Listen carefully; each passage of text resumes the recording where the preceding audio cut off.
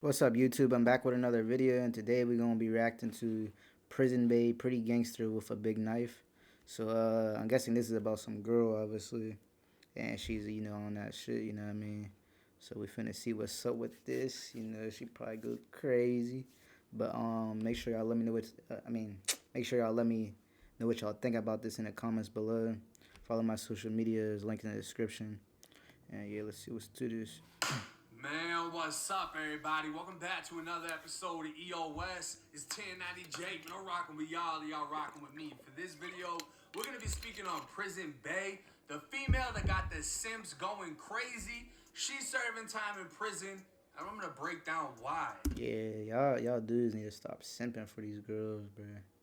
Terrible. Respect yourself, man. And tell y'all about this brutal stabbing. Okay, my name is Nyla. I am in prison for 7 years. She on the TikTok with it. I've been here 2.5 years. I'm in here for first-degree aggravated assault. Damn. Because someone got stabbed in the midst of it. It wasn't me or the person I was with. I looked up and there was blood everywhere. I was drenched in blood. And yeah, that's just that. The girl got stabbed. I stabbed her. She's a demon. Now, if you've been anywhere on social media in the last week, chances are you've seen a post about Prison Bae, the 22-year-old female who blew up overnight She the same age as me. with a series of prison pictures that gained her a following of men ready to send her money and even offering to pay for her release. The self-proclaimed Pretty Gangster is currently serving a 7-year prison sentence in Minnesota, and she definitely lives up to the name, Pretty Gangster. Damn, she really doing 7 years. I mean, yeah, she might get out early release by 3.5 years for real. June 9th, 2018, police officers in St. Paul, Minnesota responded to a gas station after reports of a stabbing. Not far from the incident location, officers encountered a 17-year-old female whose shirt was soaked in blood as it trailed down both sides of her legs. She had a 1-inch long stab wound on the left side of her neck near her collarbone, and she was conscious but unable to stand as she kept repeating to officers she didn't want to die and felt she was going to pass out.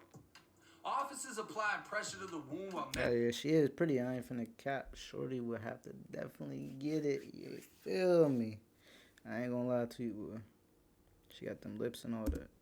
medics were en route, and when asked who stabbed her, she said Nyla Morell. Dang. Transported to a nearby hospital, the 17-year-old had suffered a collapsed lung. She look like she could be a nurse for real, like one of them little nurse shorties. And her jugular had been pierced. Officers followed a trail of blood back to the gas station where they spoke with an employee who stated 2 women had entered the store and started fighting when a third woman entered, lifted her arm above her shoulder, and stabbed a knife into the neck of the woman. Damn. That's when blood started leaking all over the store. The suspects fled in a white Nissan, and the victim left on foot, leaving a trail of DNA. The entire incident was captured on camera, showing a female entering the store with a kitchen knife in hand, stabbing the victim, then dropping the knife. She bent down to pick it up and held it behind her back before trying to hide the knife on a candy shelf, and she ended up just leaving with it. At the hospital, investigators spoke with the victim's mother, who said the incident began days before her daughter's high school graduation, but she didn't know the details. The following day, investigators spoke with the victim, who said she exchanged words with Nyla at her sister's graduation. She described Nyla mean-mugging her family when they were outside taking pictures, and Nyla and her friends started threatening to jump her sister. At that time, the victim told them not to touch her sister because she was pregnant, so they threatened to beat her before leaving in a white Nissan. The day of the stabbing, Did she know them? Like, I'm trying to figure out the context. So is this just random people? But she said Shorty's name, so she had to know him. You know what I mean? To an extent, whether that was like a lot or just somewhat. You know what I mean? the victim was walking to the gas station with her friend when she saw the white Nissan at the gas pump and Nyla inside of the car with the girl and a boy. That's when Nyla saw her, took off her seatbelt, and got out as her friend did the same. Nyla's friend then started fighting with the victim as the boy was recording, and the fight ended up spilling into the gas station. The victim told investigators she remembered pulling the girl's hair when she was told she was bleeding. That's when she felt her neck, saw the blood, and the left side of her body went numb. A video of the fight was posted to Facebook but was later taken down, and the victim's friend described the knife to investigators as being 8 inches long with a 4-inch serrated blade. Nyla would be contacted by investigators who asked to hear her side of the story, but Nyla hung up the phone. She was later arrested and charged with first-degree assault with great bodily harm and second-degree assault with a dangerous weapon, as the victim remained hospitalized for days. You could tell she was in a fight. You see the part of her head and all that. Speaking with investigators, Nyla's story pretty much matched the victim's. Her friend saw the victim, got out and started whooping ass while Nyla grabbed a knife, stuck it in her neck, piercing her jugular, collapsing her lungs, and leaving her with permanent nerve damage. Oh. Nyla would be released on bond, and in January of 2019, her boyfriend was killed. It was Damn, her boyfriend got killed. That's crazy. I mean, they probably both, on that shit, but... Around 8:45 at night when her 20-year-old boyfriend, Aaron, was at a gas station and got into an argument with another man in a separate car. The man followed Aaron... That's crazy. So both the incidents was at a gas station. Damn. Yeah, niggas gotta be watching out on them gas stations. People really, sometimes people just be angry. I don't know. It'd be something about them gas stations, man.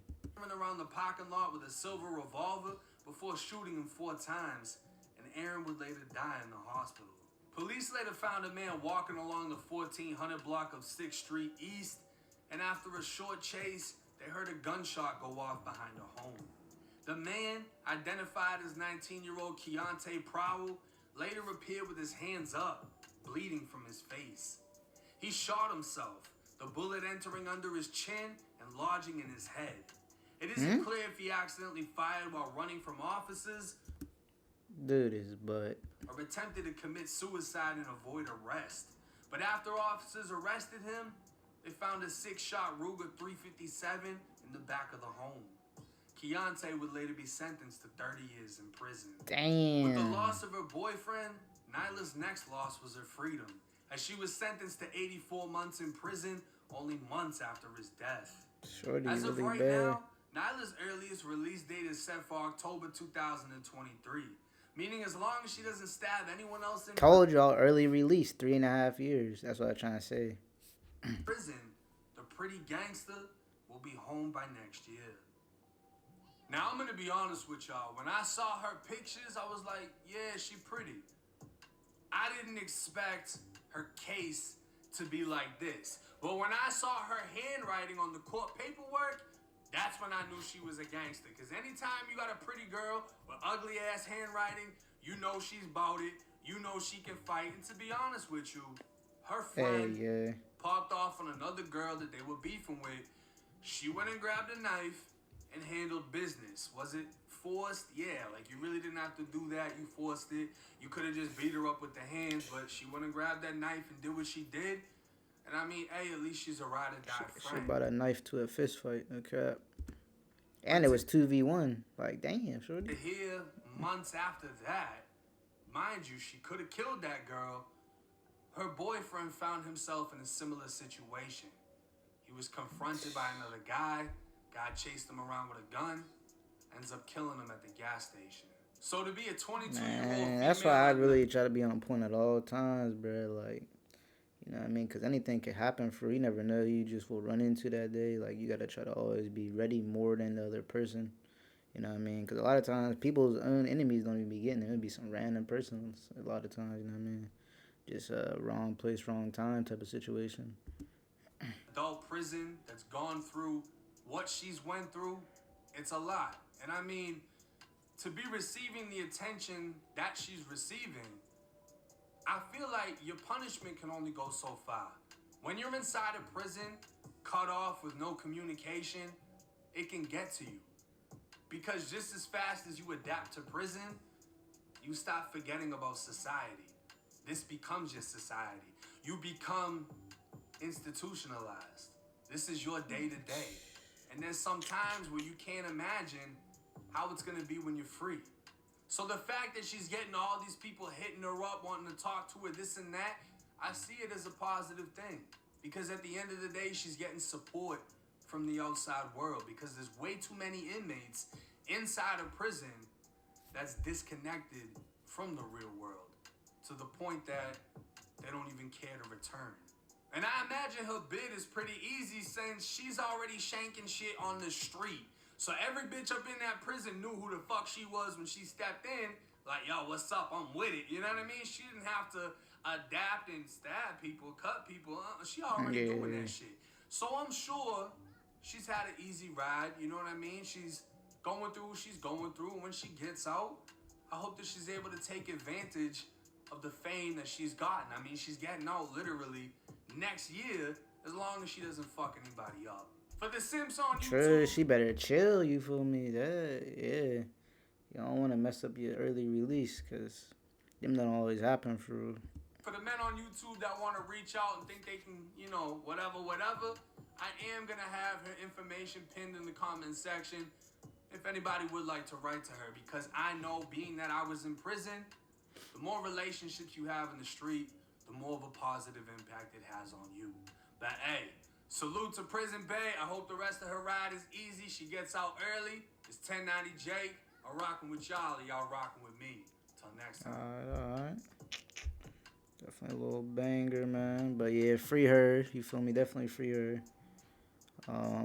Yeah, she'll be getting on next year, though, so that's cool. That's the end of the video, though, y'all. Don't forget to let me know what y'all thought about that, man. Free Prison Bay, you feel me? I'm gonna try to hit Shorty up. I ain't gonna cap, boy. I'm gonna see what's up with her for real. But yeah, I'm gonna catch y'all in the next video, man. And remember, y'all, stay positive and have a great rest of y'all day. For sure.